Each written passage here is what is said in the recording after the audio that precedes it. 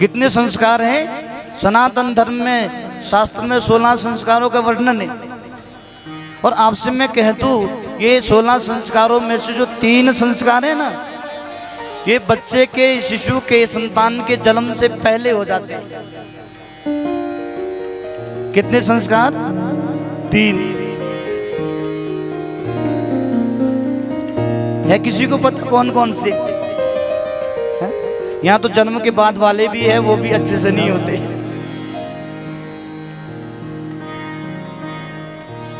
पहला संस्कार होता है गर्भाधान संस्कार। दूसरा संस्कार होता है बच्चे का गर्भ में ही 3 मास में, इसको कहते हैं पुंसवन संस्कार।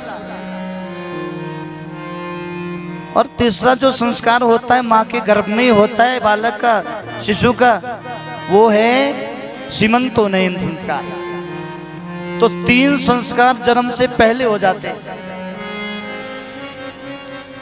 उसके बाद बच्चे का जन्म होता है, फिर उसका जातकर्म संस्कार, जिसको नाल छेद संस्कार बोलते हैं, फिर नामकरण संस्कार, फिर निष्क्रमण संस्कार है? उसके बाद फिर मुंडन संस्कार, चूड़ाकरण संस्कार, कर्णवेद संस्कार, फिर यज्ञोपवीत संस्कार। और जो यज्ञोपवीत संस्कार है ना, इस संस्कार से तो हम सब डरते हैं आज के समय में। पंडित जी निवेदन है आपसे, कुछ भी कर देना, ये यज्ञोपवीत नहीं लगाना, बड़े नियम है इसके, हैं? बहुत नियम है, नियम नहीं होते हम हमसे।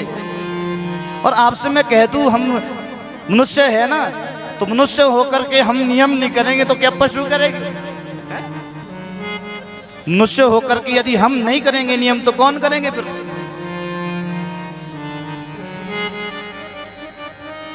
नियम तो होनी चाहिए। हम जब मनुष्य है, हमारे पास विवेक है, हमारे पास बुद्धि है, तो विवेक का प्रयोग करें। और मनुष्य को ऐसे भी नियम में रहना चाहिए।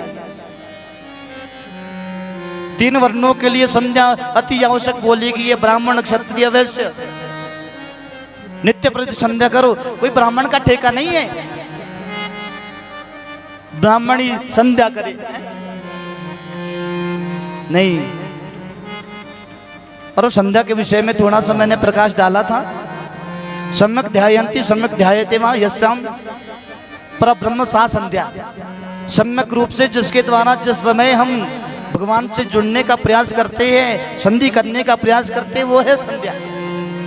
संध्या से अर्थ है जुड़ने से। अच्छा, हम तो कर रहे थे यज्ञोपवीत संस्कार की बात। यज्ञोपवीत, इसको उपनयन संस्कार भी कहते हैं। यज्ञ करना, यज्ञ करवाना, दान लेना, दान देना तभी सार्थक है यदि आपका यज्ञोपवीत संस्कार है तो। अन्यथा आप दान देने के अधिकारी नहीं है और ना ही दान लेने के अधिकारी। जब तक जनेऊ नहीं है, जब तक यज्ञोपवीत नहीं है, तब तक आप दान ले भी नहीं सकते और दान दे भी नहीं सकते। यज्ञ भी नहीं कर सकते, यज्ञ करवा भी नहीं सकते।